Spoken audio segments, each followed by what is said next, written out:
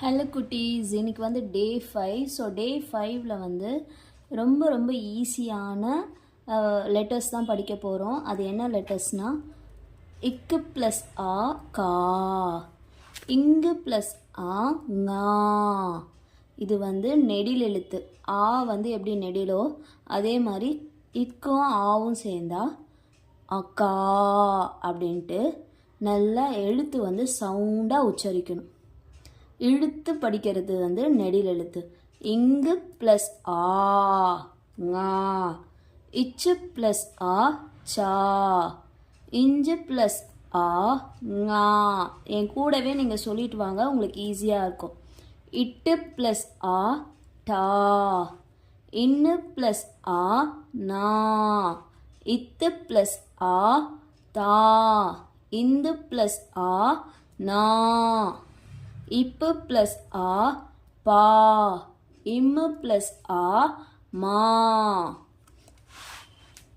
இய்யு plus ஆ யா, இரு plus ஆ ரா, இல்லு plus ஆ லா, இவ்வு plus ஆ வா, இள்ளு ப்ளஸ் ஆ லா, இல்லு ப்ளஸ் ஆ லா, இரு ப்ளஸ் ஆ ரா, இன்னு ப்ளஸ் ஆ நா. ஸோ நம்ம இன்னைக்கு வந்து நெடில் எழுத்து எல்லாமே பார்த்தாச்சு. ஏற்கனவே அ ஆ இ இக்கிங்கு காங்காச்சா அதுக்கப்புறம் எப்படி வேர்ட்ஸ் வந்து படிக்கணும்னு சொல்லி தந்துட்டேன்.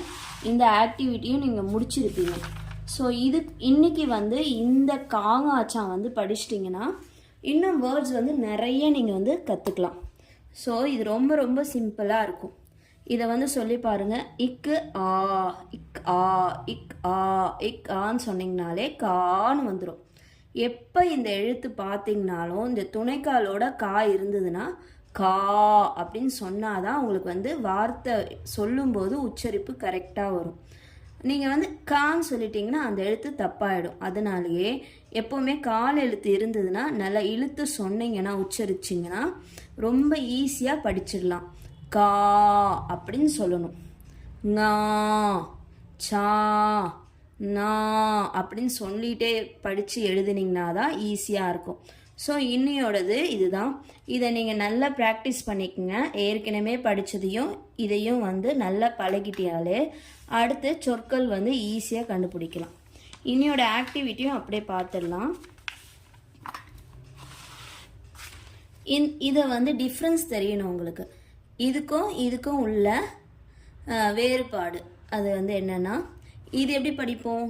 க இல் கல், க இல் கல்லுன்னு படிப்போம். அதுவே இந்த எழுத்து படிக்கும்போது எப்படி படிக்கணும்? கா இல் கால். எப்போவுமே இங்கே தான் தப்பு பண்ணுவீங்க. இந்த காவை வந்து கான்னு சொல்ல மாட்டீங்க, வெறும் கான்னு சொல்லுவீங்க. ஸோ இது மட்டும் நல்லா தெரிஞ்சு வச்சுக்கோங்க. க இல் கல், கா இல்லு கால். ஒரு எழுத்து தப்பாக சொன்னாலும் வார்த்தைகள் தப்பாயிடும். ப இல் பல், இது பா இல் பால்.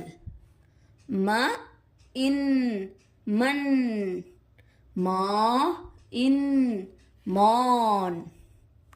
ரொம்ப ஈஸியாக இருக்குல்ல? நீங்கள் டிஃப்ரென்ஸ் தெரிஞ்சிட்டாலே படிக்கும்போது உங்களுக்கு ஈஸியாக வந்துடும். ஸோ இது வந்து ரொம்ப ஈஸி. நீங்கள் படிக்கும் போதே ட்ரை பண்ணிகிட்டே வந்தீங்கன்னா ரொம்ப ஈஸியாக இருக்கும். அடுத்தது ஆக்டிவிட்டி உங்களுக்கு ரொம்ப பிடிக்கும்னு நினைக்கிறேன். இது வந்து குறில் எழுத்து, நெடில் எழுத்து. இந்த குறில் எழுத்தோட நெடில் எழுத்தை வந்து மேட்ச் பண்ண போகிறீங்க. எப்படி மேட்ச் பண்ணலாம்? இது என்ன எழுத்து ஃபஸ்ட்டு? க இல் கல். இதே மாதிரி தான் இருக்கும், ஆனால் துணைக்கால் இருக்கும். ஸோ ஈஸியாக கண்டுபிடிச்சிருவீங்கன்னு நினைக்கிறேன். இது வந்து க இல் கல், கா இல் கால். அப்போ வந்து மேட்ச் பண்ணலாமா?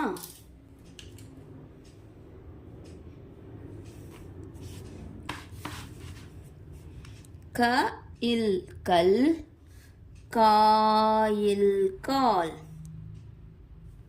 ப இல் பல், பா இல் பால். ம இன் மண், மா இன் மான்.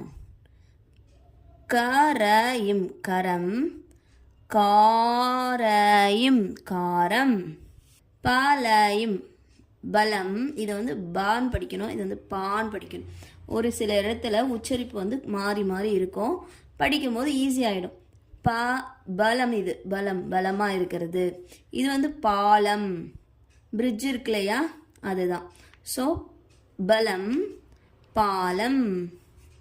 தரம், தாரம், தரையும் தரம், தாரையும் தாரம். ஸோ தாரம். கலையும் கலம், காலையும் காலம். அழகாக மேட்ச் பண்ணுங்க. மனையும் மனம், மானையும் மானம். அவ்வளோதான், ஈஸியாக மேட்ச் பண்ணிட்டோம். இந்த மாதிரி இன்னைக்கு கொடுத்த ஆக்டிவிட்டிஸ் நீங்களே பண்ணி பாருங்கள், உங்களுக்கு ரொம்ப ரொம்ப ஈஸியாக இருக்கும். அதே மாதிரி இந்த ஆக்டிவிட்டி ரொம்ப சிம்பிள், பட் ஆனால் நீங்கள் உச்சரிப்பு வந்து கரெக்டாக உச்சரிக்கணும். ஒரு வாட்டியும் மேட்ச் பண்ணும்போது எழுத்துக்களை சொல்லி தான் மேட்ச் பண்ணணும். காயில் கல், அப்போது காயில் கால், அந்த மாதிரி சொல்லி சொல்லி மேட்ச் பண்ணிங்கன்னா எழுத்து உச்சரிப்பு உங்களுக்கு ஈஸியாக கொண்டு வந்துடலாம். இதுவுமே உங்களுக்கு தெரியும், ஈஸியாக வந்து படிச்சிடலாம். இனியோட அழகாக ரிவைஸ் பண்ணிவிட்டு நேற்று இது முந்தா நேற்று இது எடுத்தது எல்லாமே ரிவைஸ் பண்ணிங்கன்னா மட்டும்தான் வந்து உங்களுக்கு தமிழ் ஈஸியாக கற்றுக்கலாம். கண்டிப்பாக இன்றைக்கி ரொம்ப இன்ஃபர்மேட்டிவாகவும் ஈஸியாகவும் இருந்திருக்கும்னு நினைக்கிறேன். அதே மாதிரி உங்களுக்கு யாருக்குன்னா இதை ஷேர் பண்ணணும்னு நினச்சிங்கன்னா கண்டிப்பாக ஷேர் பண்ணுங்கள், தெரியாத பிள்ளைங்களும் கற்றுப்பாங்க. தேங்க்யூ ஃபார் வாட்சிங்.